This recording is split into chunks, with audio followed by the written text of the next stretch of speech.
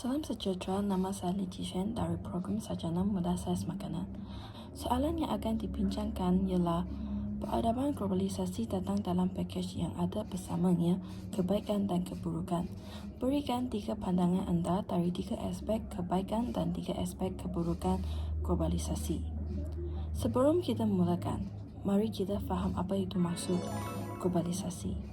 Globalisasi merupakan proses yang membolehkan sesuatu aktiviti seperti ekonomi dan kebudayaan disebar ke peringkat antara bangsa, terutamanya dengan adanya kemudahan sistem komunikasi. Peradaban globalisasi membawa pengaruh yang besar dalam pelbagai aspek kehidupan merendasi bidang politik, ekonomi, sosial budaya, dan perkembangan bidang ilmu dan pemikiran. Kebaikan yang pertama dalam globalisasi ialah peningkatan sistem pendidikan. Sistem pendidikan dapat berkembang maju dengan adanya internet sebagai sumber maklumat dan komunikasi. Hal ini demikian kerana pendidikan jarak jauh dapat dilaksanakan dengan berkesan sama ada di dalam atau di luar negara. Dengan perbuatan demikian, pendidikan bertaraf dunia dapat diwujudkan di Malaysia dan dapat meningkatkan pelajar yang berkemahiran tinggi mampu bersaing dari segi akademik dan kemahiran. Selain itu, globalisasi juga dapat meningkatkan ekonomi negara. Hal ini disebabkan kerana kemajuan teknologi maklumat dan komunikasi iaitu ICT mempergiat perdagangan antara bangsa dan peniaga dapat memperluaskan pasaran ke seluruh dunia tanpa sempatan. Dengan adanya ICT, e-dagang dan e-perbankan dapat dijalankan. Oleh itu, peniaga dan pengguna dapat menuai dan memberi barang melalui internet. Hakikatnya, ekonomi negara berkembang pesat. Kebaikan globalisasi yang seterusnya ialah peningkatan mobiliti sosial. Mobiliti sosial adalah peluang yang diberikan kepada status sosial seseorang untuk menaikkan taraf diri daripada tahap yang rendah ke arah yang lebih baik.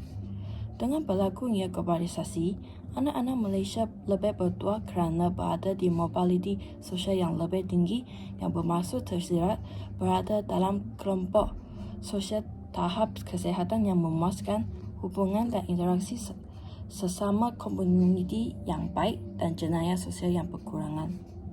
Manakala keburukan globalisasi adalah menyebabkan pencemaran budaya. Hal ini membawa konotasi bahawa budaya liar dari barat dapat disebarkan melalui internet dan televisyen dengan mudah. Budaya liar ini langsung tidak ditapis dan generasi muda terikut-ikut akan menyebabkan peruntuhan nilai.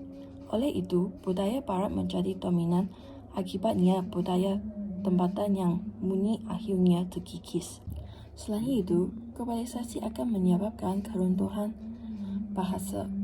Hal ini demikian kerana sikap rakyat Malaysia yang mengagung-agungkan bahasa Inggeris menjadi punca utama serta berlakunya pemikiran penggunaan bahasa Melayu sebagai bahasa ilmu dan lebih mengutamakan bahasa Inggeris terutamanya dalam pendidikan dan internet. Kebanyakan penduduk negara kita berpendapat bahawa bahasa Inggeris merupakan bahasa yang terulung di dunia. Maka penguasaan bahasa Melayu dalam kalangan rakyat akan menjadi lemah dan menyebabkan kelunturan bahasa Melayu. Keburukan globalisasi yang seterusnya adalah pembanjulan maklumat yang tidak berguna. Pada masa sekarang, media sosial merupakan media perhubungan dan penyebaran maklumat dalam kehidupan masyarakat masa kini terutamanya golongan remaja.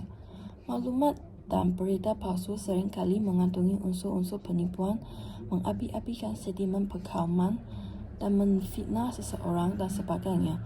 Semakin hari semakin banyak. Sesungguhnya, penyebaran maklumat dan berita melalui media sosial mampu sampai ke pengetahuan orang ramai dalam sekelip mata tanpa mengenai sebadan. Maklumat salah dan palsu yang disebar ini akan mengelirukan rakyat dan boleh menyebabkan masyarakat berasa gelisah dan tidak berpuas.